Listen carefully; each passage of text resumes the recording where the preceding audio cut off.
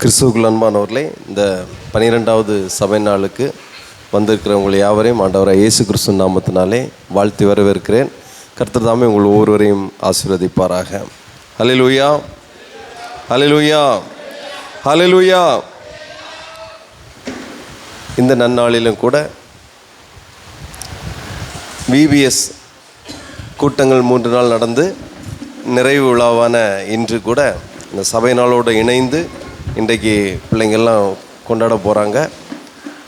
அதுலேயும் நீங்கள் கலந்திருப்பது மிக்க மகிழ்ச்சி அளிக்கிறது. குறிப்பாக இந்த நாளிலே ஒரு முக்கியமான ஒரு காரியத்தை உங்கள் முன்பாக நான் சொல்ல விரும்புகிறேன்.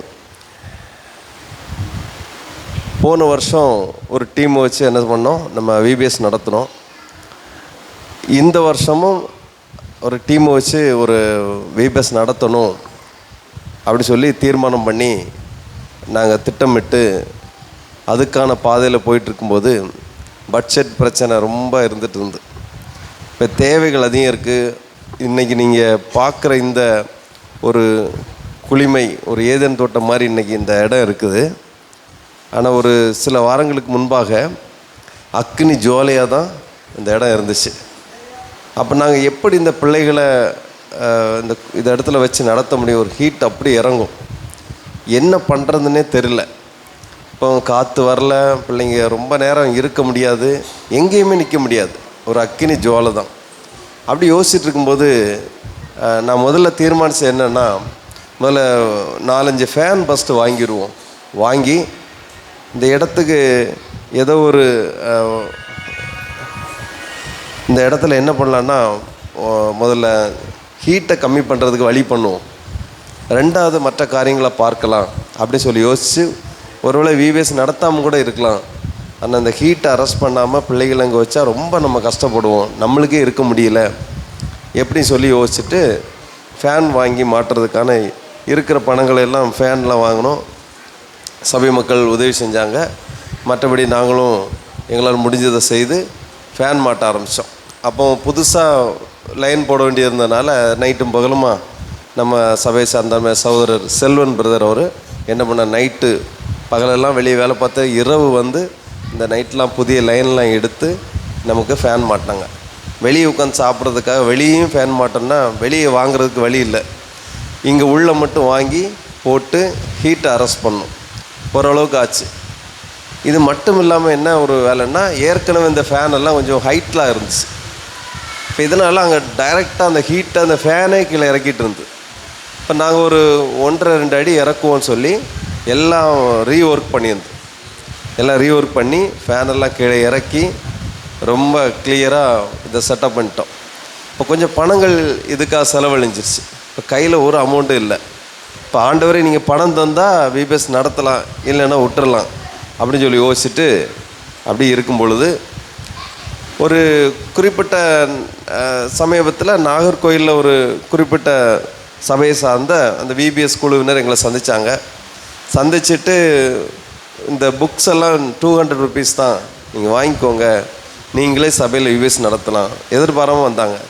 சரி, அப்போ ஓகே, நம்ம பிள்ளைகளை சொல்லி இந்த தடவை பெருசாக பண்ணாமல் சிம்பிளாக பண்ணலாம் அப்படி சொல்லி தீர்மானித்து அந்த புக்ஸை வாங்கி நாங்கள் இங்கே கொடுத்து, நீங்கள் ப்ராக்டிஸ் பண்ணுங்கள், உங்களால் முடியும். அந்த யூடியூப்பில் அவங்களுடைய லிங்கெல்லாம் இருக்குது, அந்த டான்ஸு அந்த காரியங்கள் இந்த பாட்டெல்லாம் அங்கே இருக்குது சொல்லி இவங்கள ப்ராக்டிஸ் பண்ண வச்சோம். இவங்களும் கடுமையாக ப்ராக்டிஸ் பண்ணாங்க.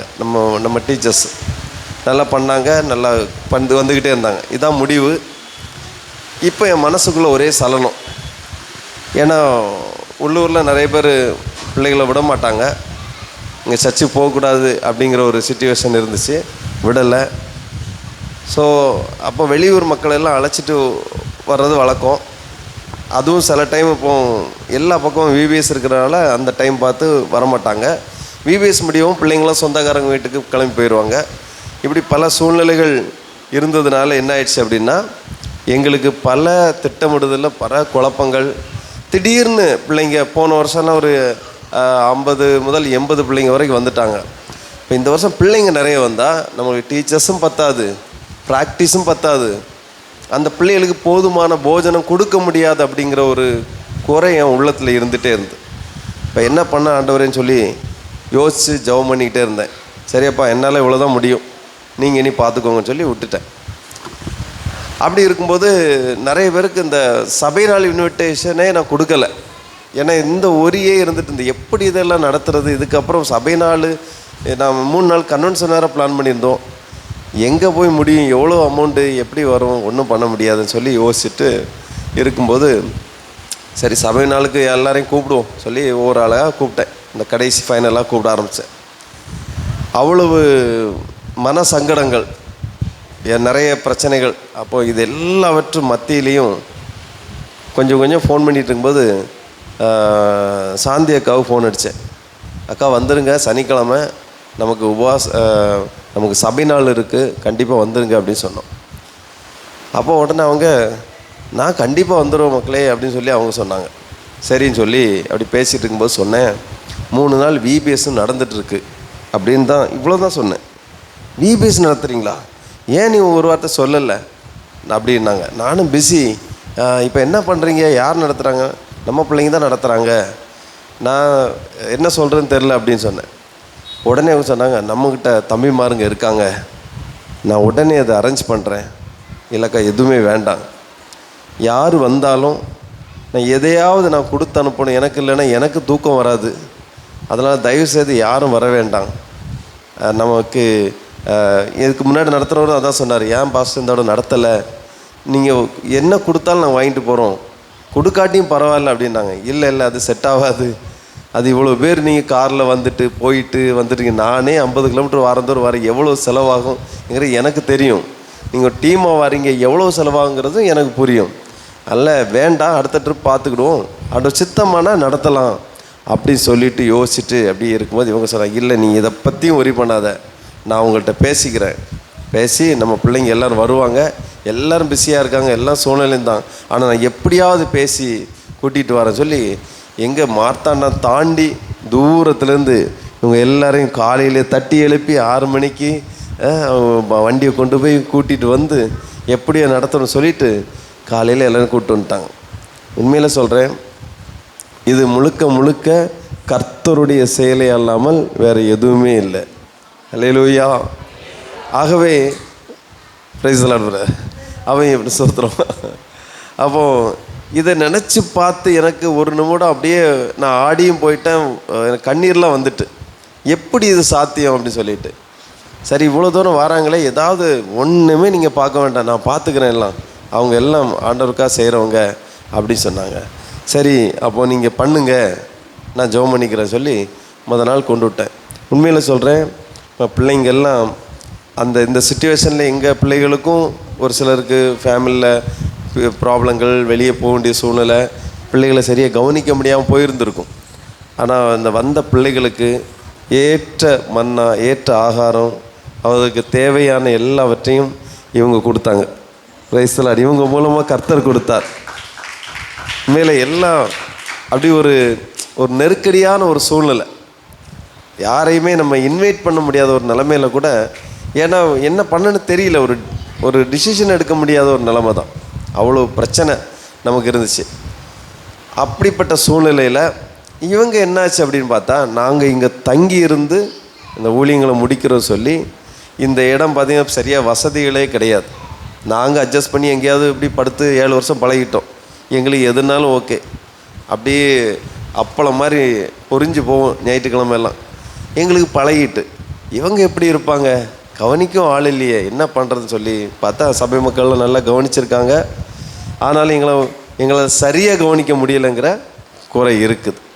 ஆனாலும் அவங்க அதெல்லாம் பொருட்படுத்தாமல் எல்லோரும் சாதாரண ஆட்கள், எல்லாருமே அவங்கவுங்க பெரிய பெரிய ஆட்கள். சொல்லப்போனால் சகோதரர் அருள்பால் அவர்கள் பார்த்திங்கன்னா அவங்க எக்ஸ் ஆர்மி, ஒரு கைத்தட்டு விடுங்க, அவங்க எக்ஸ் ஆர்மி. அவங்க நீங்கள் வந்தாலே தெரிஞ்சிருக்கும், அந்த ஒரு தோரணையும் அந்த சவுண்டும் அப்படி தான் இருந்துச்சு.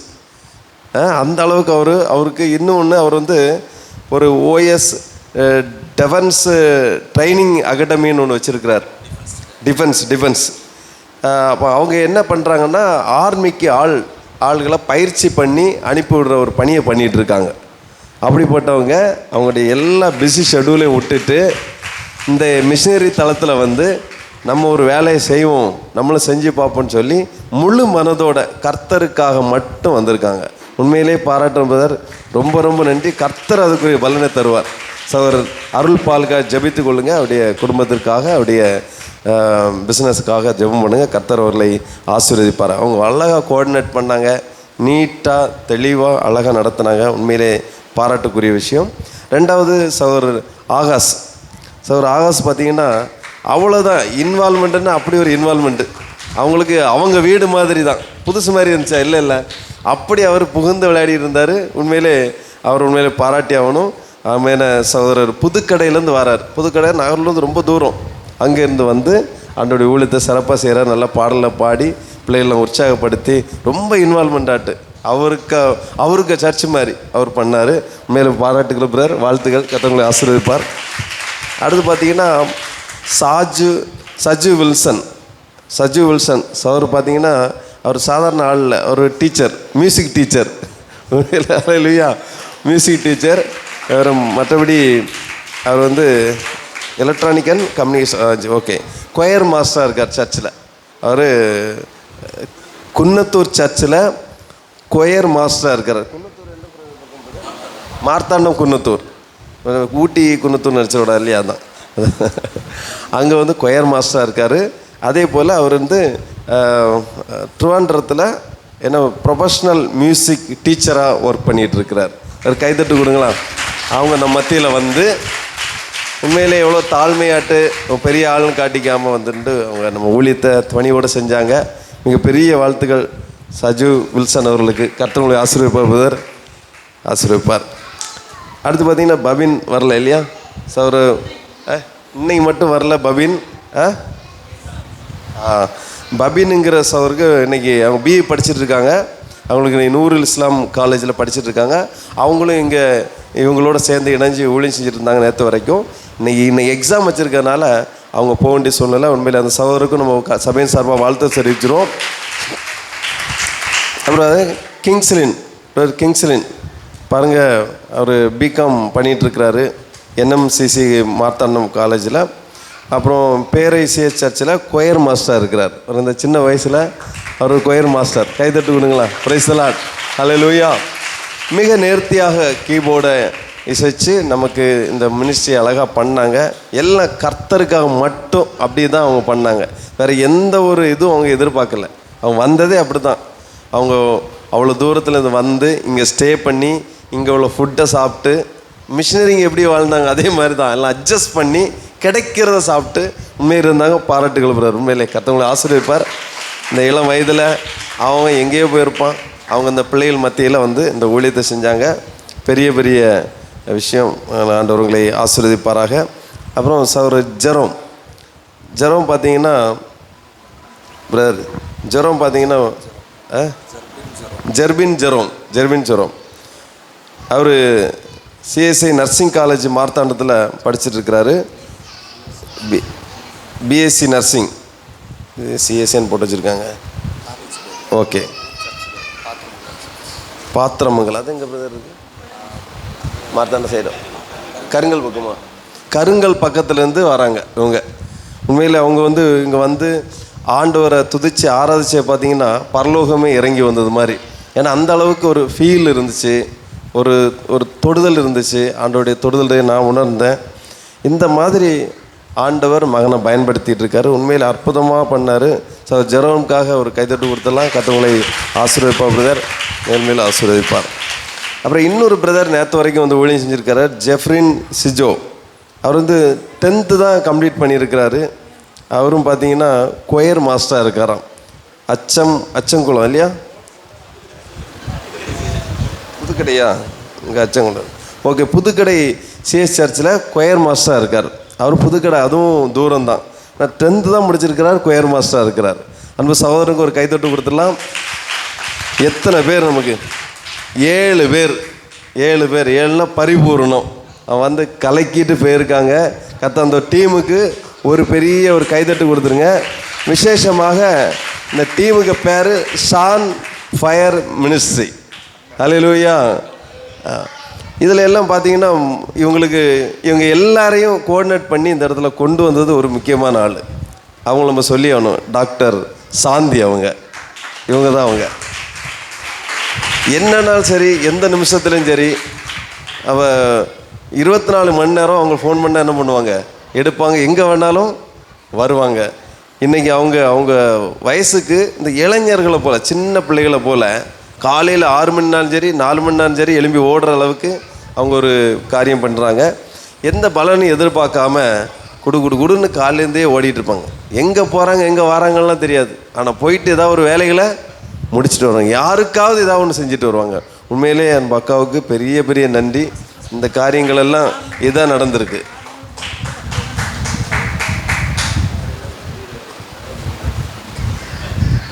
பாருங்கள், இந்த இடத்துல என்ன சொல்கிறாங்கன்னா, இவ்வளோ லாங்கில் கார் ஓட்டிக்கிட மாட்டாங்க.